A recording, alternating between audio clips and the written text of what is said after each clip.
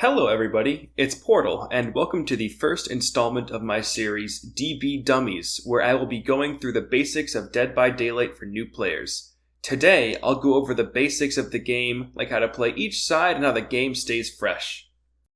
Starting off, what is Dead by Daylight? Dead by Daylight, or DBD for short, is a 4v1 asymmetrical horror survival game where one player controls a killer hunting down 4 player-controlled survivors. The survivors need to work together to turn on 5 generators and escape through an exit gate once all generators have been completed. The killer has to hit and knock down the survivors in order to put them on sacrificial hooks to try and kill them. Obviously, these tasks may sound daunting to a new player, but deep down it truly isn't all that complex once you get into the mechanics of the game.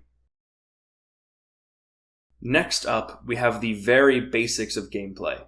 At the start of the match, every player will be spawned into one of 38 maps. Some maps may look very similar, that is because they share a realm, basically meaning that their overall theme and look will be very similar, with a different map layout. First up, the 4 survivors should start to repair generators while trying to hide from the killer, and if spotted, should try to run away and avoid them at all costs. The killer should start the game by searching for survivors near generators and chasing them in order to knock them down and put them on one of the many hooks.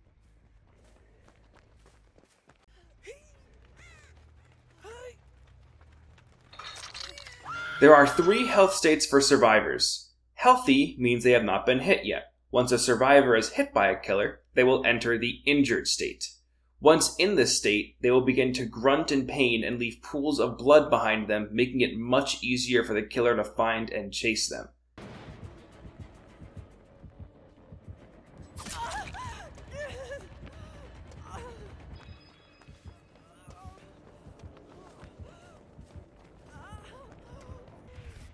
Survivors can be healed by other survivors in this state, going from injured to healthy. If a survivor is hit in the injured phase, they will enter the dying state. Once in the dying state, a survivor will be knocked down on the ground and will be able to either crawl away or try to recover and have somebody help them up. If a survivor is in the dying state, the killer can pick them up on their shoulder and put them on a hook. Similar to health states, there are 3 phases of being on the hook. Once being hooked for the first time, the survivor will enter Phase 1. Phase 1 lasts for 60 seconds. They don't need to do anything but wait for someone to help them. You can also attempt to escape, but this is almost never recommended as there's only a 4% chance of success, and if you fail, it will take off 20 seconds on the phase. If a survivor is unhooked by another survivor before Phase 1 ends and is hooked again, or if the 60 seconds pass during Phase 1, the survivor will immediately enter Phase 2. In Phase 2, as the 60 seconds pass, the survivor has to constantly do skill checks, where they need to time button presses correctly to stay alive. Fail a skill check, and you lose 20 seconds on the timer. Similar to Phase 1, if 60 seconds pass, or if they are unhooked and hooked again, the survivor will enter Phase 3.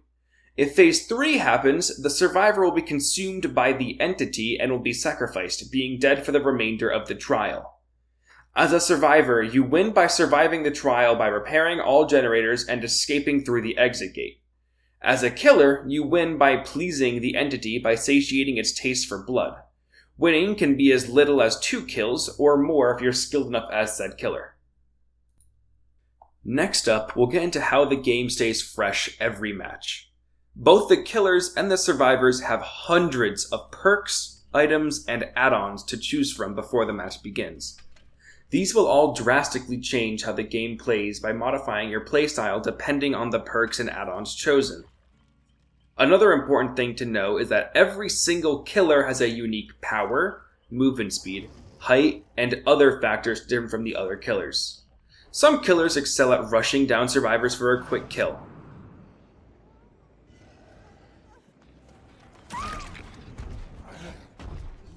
Some prefer using a stealthier method to sneak up on survivors.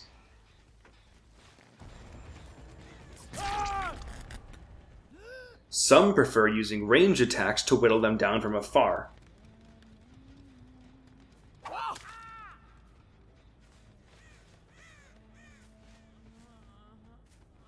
and those aren't the only possible killer playstyles.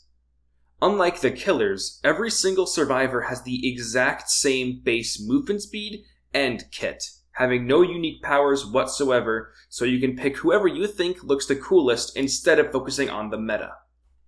My final point for today's video is on progression. After every game, the killer and survivors will be rewarded with blood points. Blood points are the main form of currency when it comes to leveling up your characters. You spend blood points in the blood web, where you purchase items, perks, and add-ons for a certain character, leveling them up once you fill that specific web, which then refreshes for new choices. Every game you can earn general account XP. When your account levels up, you get iridescent shards, which can be used to purchase unlicensed characters to play as, unlock specific perks in a weekly rotating shop, or to buy certain cosmetics. There are also auric cells, which are obtainable by spending real-life money.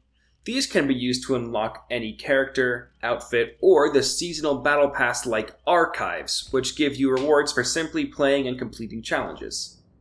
There is both a paid and a free version for the archives, so anyone can be rewarded for even simply just playing. In my opinion, it's best to save your iridescent shards to unlock new killers, whose playstyle interests you most, survivors whose perks you enjoy, or just those who you think look the coolest. Alright, and with that, I think I'll wrap it up for today's episode of DBDummies. Next week, the second episode will be released, focusing on a more advanced look into survivor gameplay and strategies. Stay tuned for that, and don't forget to like, subscribe, and hit the bell to get notified whenever I upload. Thanks so much for watching, and I'll see you in the next one. Bye everyone!